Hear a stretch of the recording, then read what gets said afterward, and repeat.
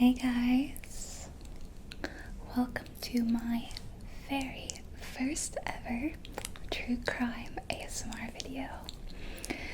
I am not really a true crime person. It's not really something I follow in my spare time, but I've gotten tons of requests to do this, and so I have to try it. I have to give it a shot. Now, whether this probably won't be the only true crime video I ever do, but I just wanted to say that for any and every true crime video I do, I won't ever cover any violent topics, okay? So, no serial killers, no homicide in general, for a couple of reasons. The first one being that it doesn't feel comfortable to me in an ASMR video. I find that really unrelaxing, and so I wouldn't feel comfortable putting it in my video because I wouldn't want to hear about it. It's like the total opposite of ASMR for me. I'm like tense and stressed. So strictly non-violent crimes. The other reason is that I would feel really bad profiting off someone's murder or death. That doesn't sit right with me. And like these videos are my job, so I have ads on them and I have ad revenue, and if I were to cover a violent topic and then profit off that, I feel pretty sleazy. So that's another reason. Okay, so I just wanted to say that. So we'll be doing non-violent crimes, so you can just sit back and relax. Should be kind of interesting. Today I'm covering the topic of D.B. Cooper, something you might be familiar with. Maybe you only know a little bit like I did and you're ready to find out more, or maybe you're an expert and you've come to share your thoughts. Any of the following are welcome, and in fact I would love to hear your thoughts. Please leave a comment, tell me what you think happened. We'll talk about a lot of different things. If you are unfamiliar with the case of D.B. Cooper, basically I've written a blurb that says it is the only unsolved case of air piracy in commercial aviation history. Okay? In history of commercial aviation, only unsolved. So we're talking an unsolved mystery. Ooh. 1971, an unknown man hijacked a Boeing 727 aircraft between Portland and Seattle. He received $200,000 in ransom money. Today that would be about $1.2 million. But he managed to escape by parachuting out the back of the plane, and he was never seen again or caught.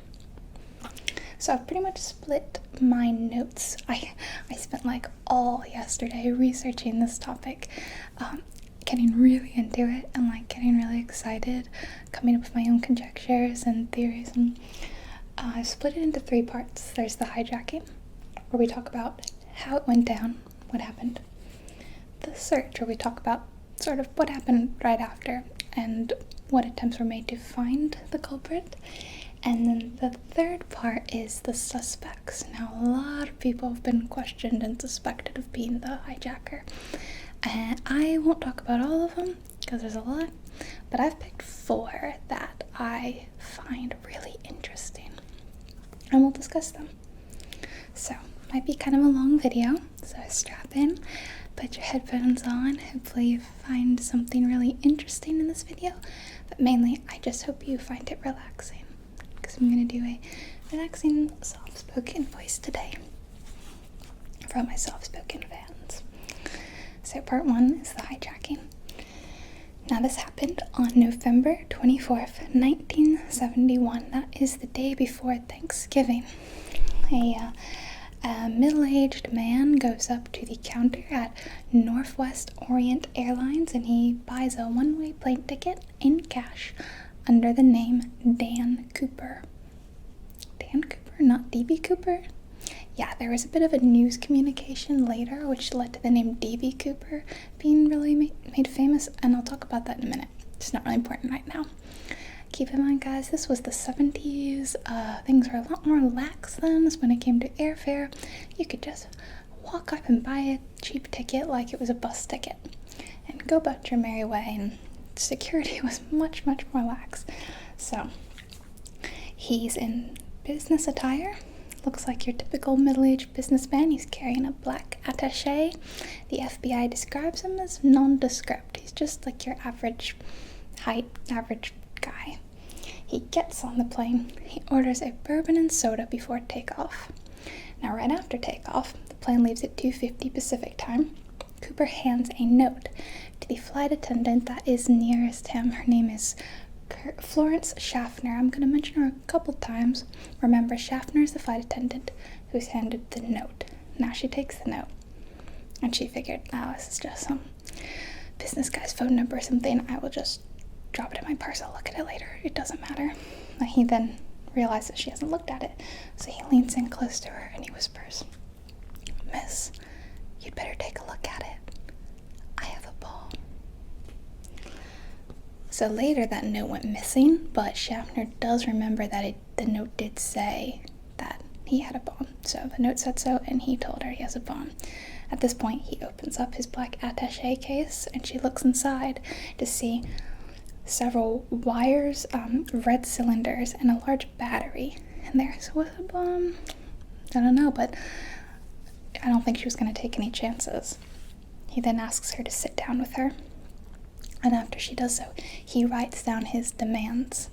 So the demands are as follows. He asks for 4 parachutes, a fuel truck to refuel the plane when it lands, and $200,000 in unmarked $20 bills.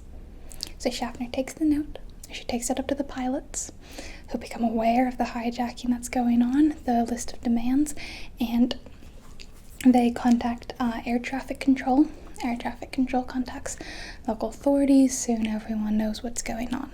They authorize the ransom, and they say, comply with him, do whatever, we don't want to risk anyone getting hurt.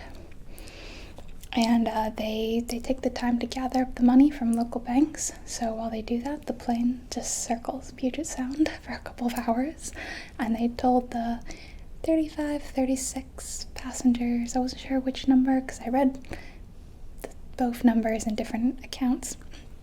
They told them that there's been a minor mechanical difficulty, and that's why their plane's been delayed. So at 5:24 Pacific Standard Time, the flight finally lands, and Cooper gets his money. It's handed to a flight attendant, and she hands it to him. This is a different flight attendant, and I'll mention her again later. He then lets all the passengers go. He says, all right, you guys can go. I'm not sure if they ever were aware what was going on. And he lets almost all the crew go. The only people he keeps behind is the 2 pilots, a flight engineer, the flight attendant who just handed the money, and then, of course, he's on the plane. Okay, almost everyone. And he tells the pilots, set a course for Mexico City. Well, the pilots go, this plane can only go 1,000 miles. We're not going to make it to Mexico City. So they talked about it, and they thought about it, and they thought, okay, well, we'll go to Reno, Nevada instead and refuel there, and then continue to Mexico City. So he goes, okay. Now the plane takes off again at 7:40 p.m. 5 people on board. 2 pilots, flight attendant, flight engineer, Cooper. He tells the flight attendant to get in the cockpit with everyone else and shut the door. They are not to come out. They are to leave the cabin empty of just himself. He doesn't want them to see what he's getting up to in there. Now around 8 o'clock, just 20 minutes later, a warning light goes off. The warning light means that the aft air stair has been activated. Those stairs that come down in the back of the plane. So the crew use the intercom to say, everything all right back there? Do you need any help? And he says no, he refuses them. Now, a little while afterwards, the crew notices a change in the air pressure, which means that the aft door is now open. But they stayed in the cockpit, they didn't come out. The plane lands in Reno at 10:15 p.m. with the air stair still open. And the local authorities were there, the FBI was there, everyone was there. They circled the plane, they told him to come out, but Cooper had disappeared. He was not on board the plane anymore. And thus was the hijacking. So that's the first part. And that is how it happened. So now we're going to move on to the search, trying to solve the case. Now, Cooper left behind a few things that give clues to who he is as a person, including a black clip-on tie. Okay, clip-on tie. Also, the tie had a mother-of-pearl tie clip on it. He left behind about 8 cigarette stubs, so he was a smoker, but that's not really anything noteworthy back then. A lot of people smoked. And he also left behind 2 of the 4 parachutes he was given. Now here's something interesting about the parachutes. The parachutes that he was given were all different kinds, okay? We had an old model, not really ideal for jumping out of an airplane with. He had a nice, new, shiny, better model, which he definitely would want to take. But that was left behind. He took the older one, not the newer one. So the untrained eye maybe couldn't tell the difference. Also, one of them was a dummy parachute used for just training. It was sewn shut. It was never going to open. And again, someone who knew what he was doing might be able to look at that and go, oh, well, that's a dummy parachute. I'm not going to take that. Cooper took the old model and the dummy. So it seems likely he did not know what he was doing. Okay, interesting, right? Now, the crew members were all talked to by the FBI, and they gave their accounts of what he was like and what he looked like, and the 2 flight attendants who interacted with him the most were able to help create a composite sketch, which is considered to be pretty accurate. So I've got pictures of the sketches here. So he was described as 5'10", middle-aged, really quite average looking. Now, an interesting thing to note is that the flight attendants also said that he was a very polite, kind man. He wasn't harsh or cruel or sharp, and he didn't act the way you thought a criminal hijacker might act, pointing a gun in your face and saying, "Take me to Cuba." He was really polite. He ordered another drink, and he paid his bar tab even. In fact, when they offered him change, he tried to give it back to the flight attendant. When he was making his list of demands, he offered to get the crew meals so that they could eat. So he really was kind of thoughtful, kind of generous.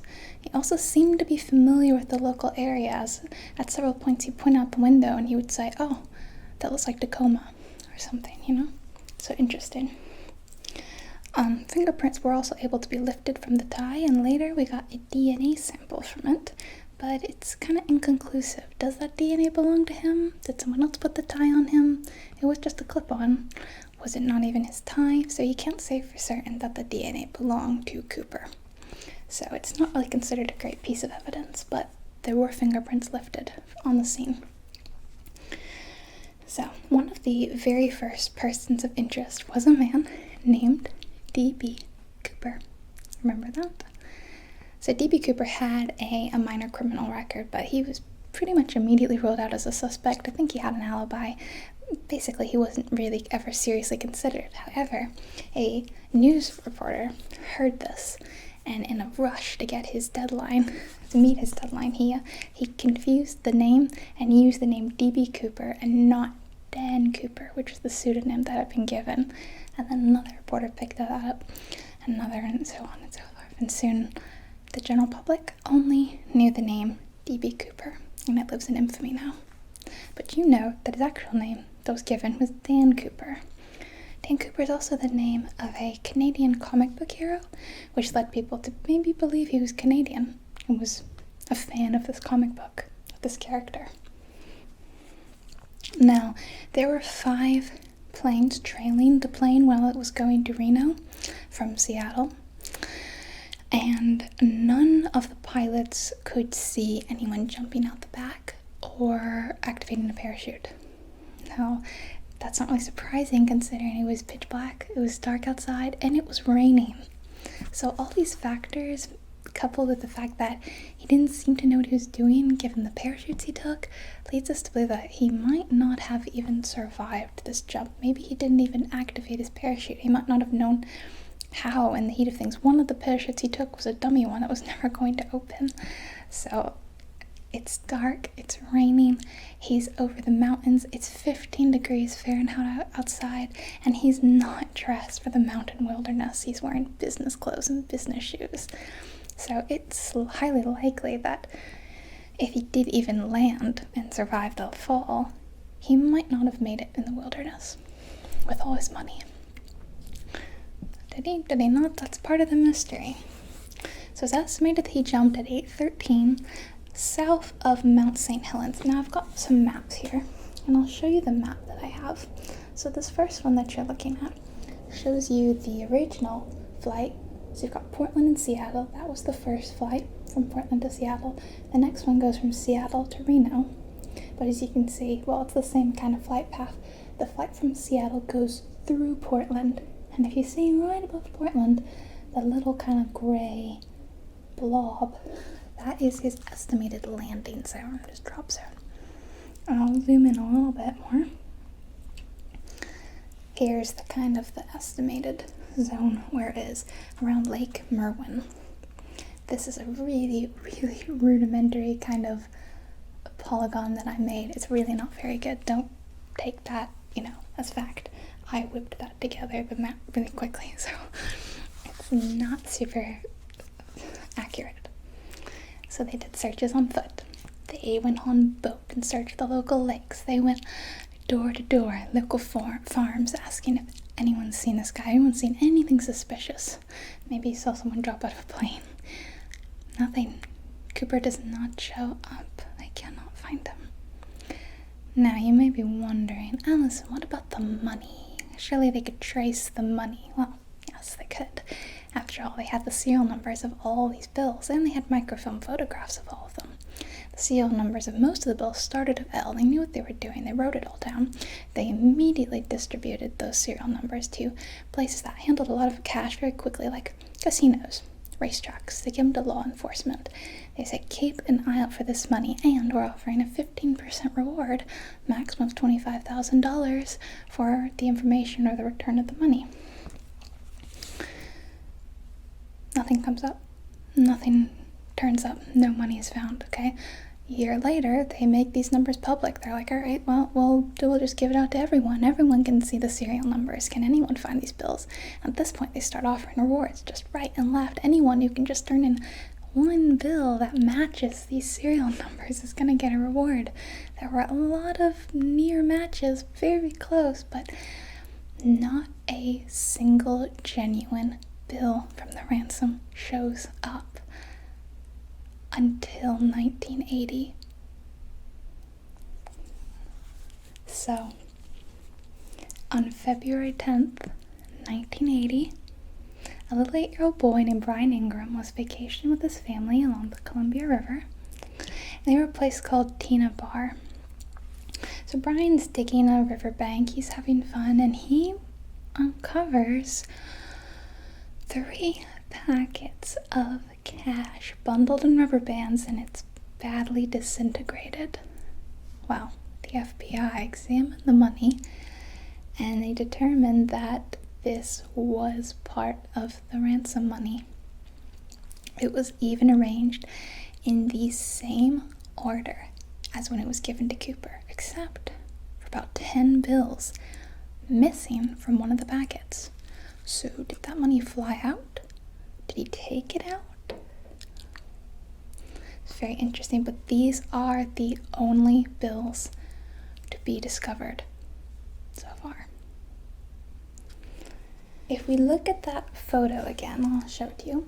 So here's the, the proposed drop zone. Here's Portland at the bottom. Do you see the little mark on the left? That is where the money was found, that little dollar sign. That's Tina Bar. So really not that far from both Portland and the suspected drop zone of where he landed. So very interesting.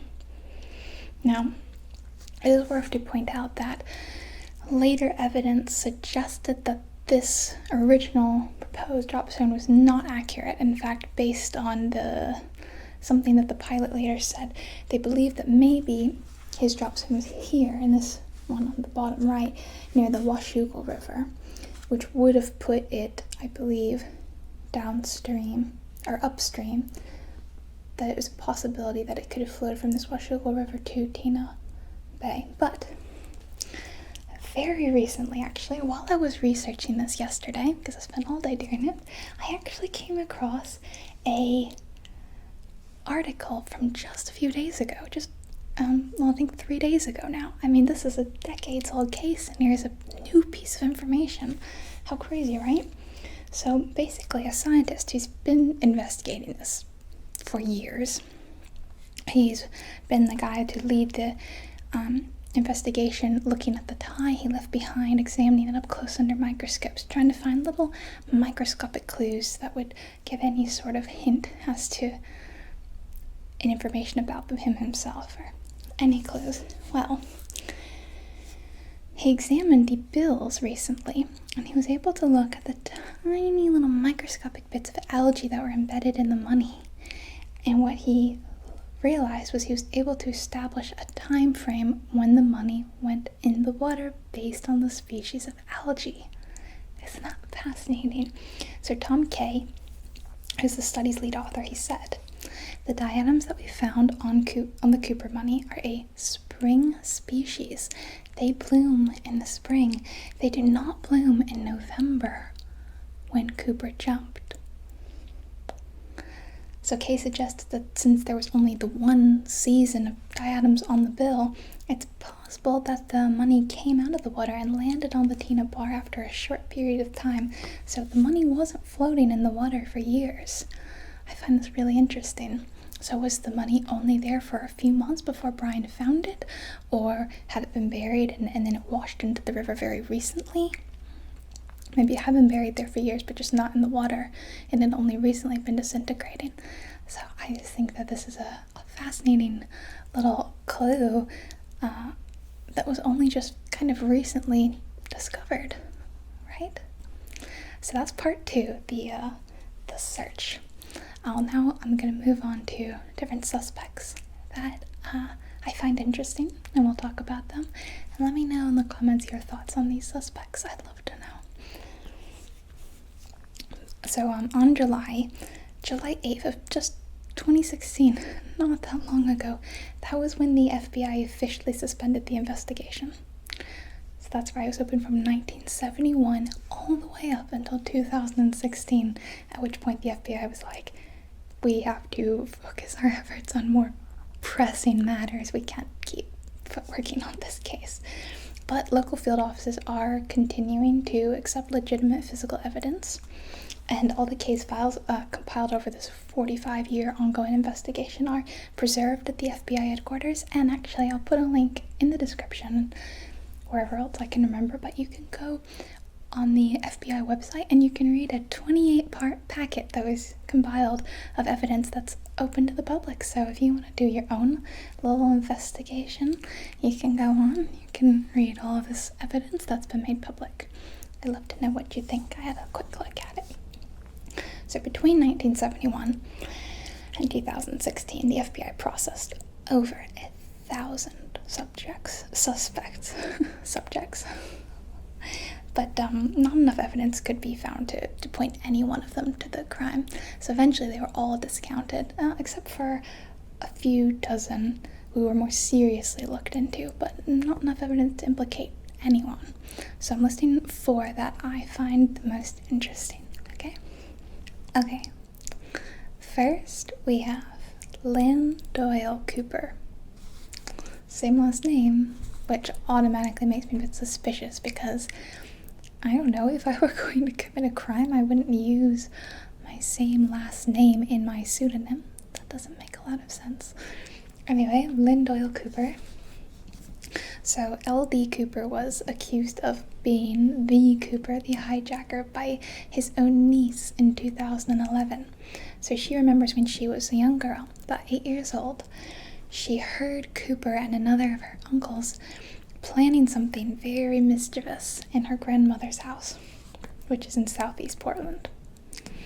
So the very next day was the day of the hijacking, and her uncle came home with a bloody shirt, which he blamed on a car accident. Apparently, they were turkey hunting, he said, but she found it suspicious. Cooper's niece also mentioned that her uncle was obsessed with the comic book character that I previously mentioned, Dan Cooper. And a DNA sample was taken from L.D. Cooper, which did not match the one taken at the crime scene. But again, it's up for debate whether or not that DNA is even Cooper's. So, not really a smoking gun. So, L.D. Cooper, what do you think? I don't know, I think it's a bit suspect. I mean, if it's just like the same last name, bloody shirt, obsessed with the comic book character, I don't know that that's really a strong enough argument, but it's interesting for sure. Alright, the next one is Kenneth Christensen.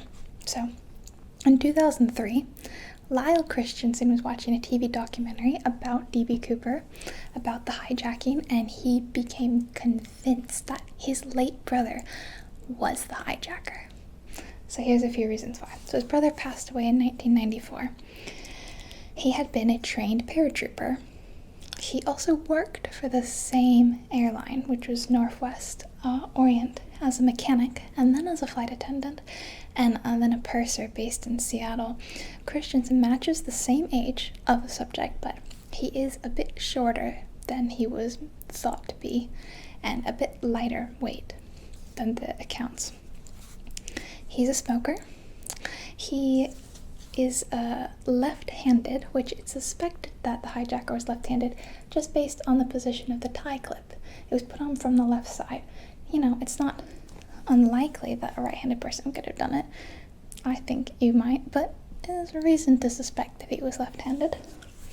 And Christensen also liked bourbon. But again, the smoking and the bourbon, I don't think that those two are really strong indications that he did it. I think a lot of people smoke and like bourbon, probably. So the flight attendant Schaffner, she was shown a photo of Christensen, and she said that he most closely resembles what she recalls of the hijacker's appearance than any other photo that she's been shown. But the other flight attendant, who was with him for arguably much longer time, doesn't do interviews, and I don't think wants to be shown any photos, so it's unknown what she thinks. But she also, Schaffner said she couldn't be positive. I think she couldn't say 100% that that was him, but she thought that it most closely resembled him. So, a few months after the hijacking, Christensen purchased a house in cash. And while he was dying, he told his brother, "There's something you should know, but I cannot tell you." And Lyle, his brother, didn't push it, so we never found out what that was. Then after he died, his family members discovered gold coins, a valuable stamp collection, and over $200,000 in bank accounts. That's suspicious, isn't it? Here's the most interesting part to me. He had been saving news clippings from the airline he worked for, Northwest Orient, and he had been doing this since the 1950s, but he stopped right before the hijacking, and he never did it again. Although arguably the Cooper hijacking is like the biggest thing to ever happen to this airline, ever. But he didn't clip it, and he never did again. Kind of suspicious. Now, for some grains of salt, some internet sleuths did some digging, and they found out that Christensen didn't pay for a house in cash. He actually had a mortgage, and it took him 17 years to pay it off, so that can be marked off. Also, he had been selling acres of land in the 90s, so that's what all the money in the bank accounts was. And then also, he was a trained paratrooper, and it looks like, from what I told you guys, that the hijacker, Cooper, didn't really have any experience. So, what do you think? Yeah, I don't know.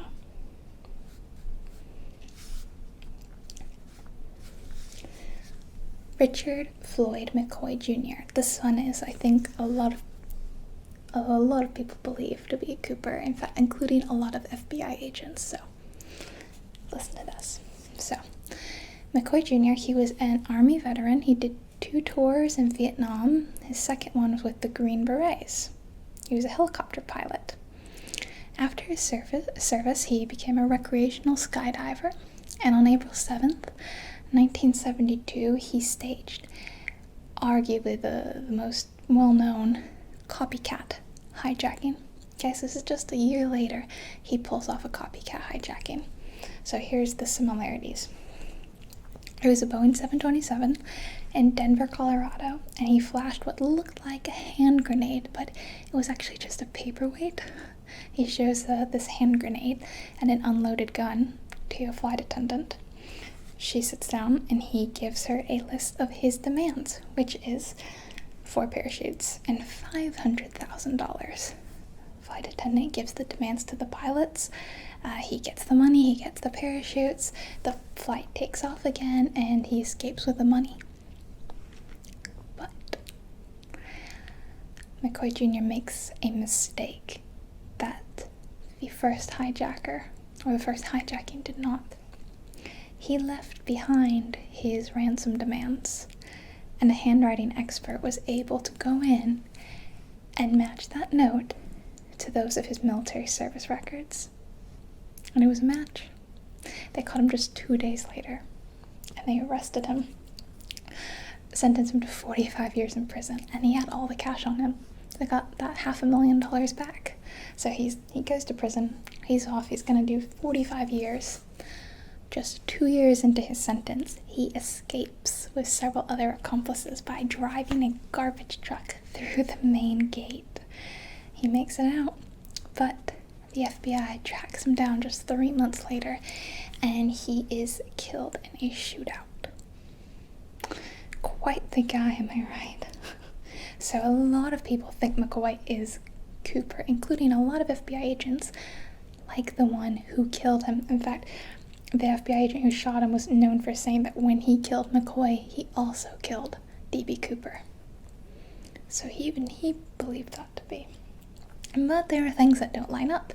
For instance, his age at the time of the hijacking, he was not middle-aged, he was quite young, I think.